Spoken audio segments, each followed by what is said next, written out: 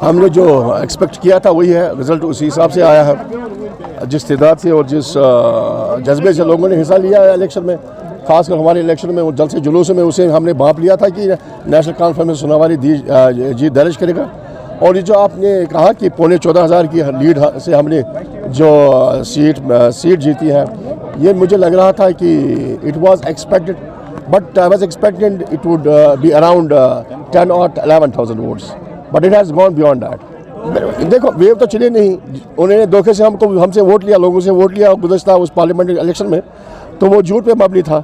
जो कुछ उन्होंने कहा वो झूठ पे मबनी था। उन्होंने कहा था कि रिवायती सियासत हम ख़त्म करेंगे, उन्होंने कहा था कि ख़ानदानी सियासत हम ख़त्म करेंगे।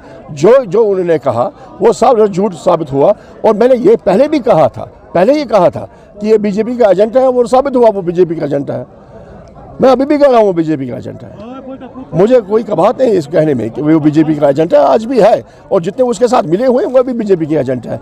और एक आदमी को बचाने के लिए वो लोगों से वोट मांग रहा था कि इसके एनआईए के छापे पड़े हैं। लोगों ने अब समझ लिया, अब एक आदमी को बचाना है तो एनआईए के छापे से डेवलपमेंट कहाँ गई, वो इश्यूज़ कहाँ गए, जो जज्बात हम 370 से जुड़े हुए हैं वो कहाँ जाते। लेकिन लोगों ने समझा, लोगों ने वोट दिया अब नेशनल कॉन्फ्रेंस को विकार और इज्जत के लिए और डेवलपमेंट के लिए, उस पर हम काम करेंगे इंशाल्लाह। ये बात सही है। देखिए, जितनी हमें स्ट्रेंथ होगी, मेजॉरिटी होगी, उतना हम इंशाल्लाह स्ट्रांग उभर के आएंगे, हमारी आवाज़ उतनी ही स्ट्रांग होगी। तो असेंबली में जाकर जितने हमारे पास सीट्स हैं उतनी आवाज़ें उभर के आ जाएंगी, उतना हम स्ट्रांग है। तो इंशाल्लाह रहमान जो भी हमारे इशूज़ है, मेजर इशूज़ जो 370 से जुड़े हुए हैं, उन पर हम बात करेंगे। कुछ भी हो, बात करना नहीं छोड़ेंगे 370 पर, कुछ भी हो। हमने वादा किया है लोगों से कि 370 पे हम बात करेंगे, इंशाल्लाह उस पर बात करेंगे। जेल भी जाना पड़े उसके लिए जेल जाएंगे, कोई बात नहीं।